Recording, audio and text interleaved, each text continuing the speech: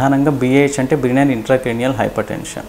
Okay, so అది మెయిన్గా ఫిమేల్స్లో ఎక్కువ మందిలో చూస్తుంటాం. వెయిట్ ఎక్కువ ఉన్న వాళ్ళు, అంటే బరువు ఉన్న వాళ్ళ, అంటే obesity. So obesity females main symptom headache. So ఇది వస్తుంది అనుకోండి, సో మనం BIH అనేది రూల్ అవుట్ చేసుకోవాలి.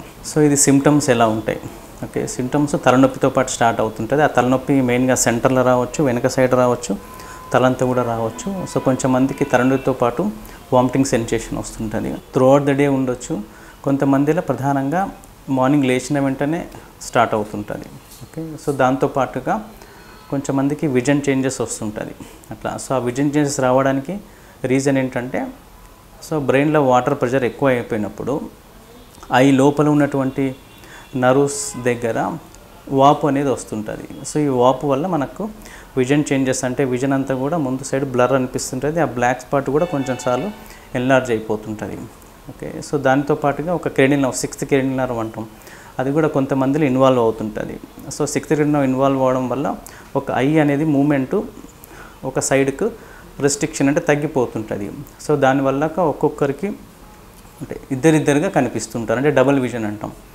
ఓకే, సో దాంతోపాటుగా కొంచెంమందికి ఇంకా ఎక్కువ చాలా కాలం అయినప్పుడు హెడేక్తో పాటు విజన్ బాగా తగ్గిపోయి సో చూపు కూడా కోల్పోయే ఛాన్సెస్ ఉంటుంది. సో దీనికి ప్రధానమైనటువంటి రీజన్ ఒబేసిటీ.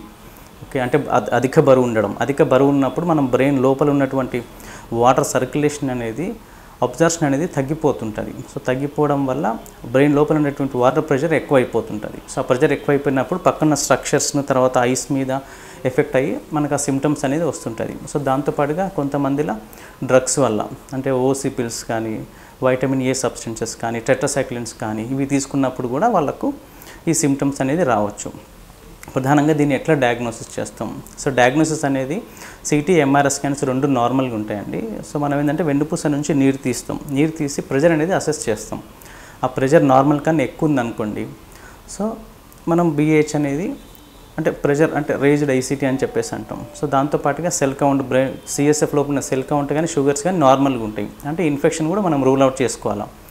CSF నార్మల్గా ఉండి ఓన్లీ ప్రెజర్ ఒక్కటి హై ఉండి CT, MRI నార్మల్గా ఉంటే సో దాన్ని మనం BIH కింద కన్సిడర్ చేస్తాం. ఓకే, సో దానికి మనం నెక్స్ట్ ట్రీట్మెంట్ ఏంటి?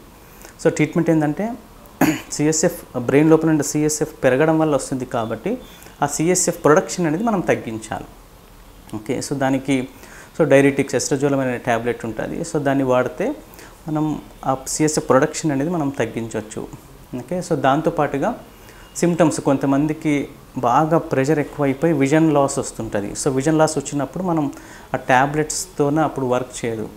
అప్పుడు మనం ఏంటంటే సర్జికల్ ప్రొసీజర్స్, అంటే ఆ CSFని అనేది డైవర్షన్ చేయాలి. మనం ఐ మీద పడకుండా డైవర్ట్ చేయాలి. సో దానికి ఏదైనా వెంట్రుకలో పెరిటోనియల్ కానీ, లేకపోతే ఐ లోపల ఉన్నటువంటి నర్వ్ లోపల ఉన్నటువంటి CSF ప్రెజర్ తగ్గించడానికి CSF ఫెనిస్ట్రేషన్ కానీ అలాంటి కొన్ని సర్జికల్ మెథడ్స్ ఉన్నాయి. సో దానివల్ల మనం CSF ప్రెజర్ అనేది ఐ మీద పడకుండా సో డైవర్ట్ చేయొచ్చు.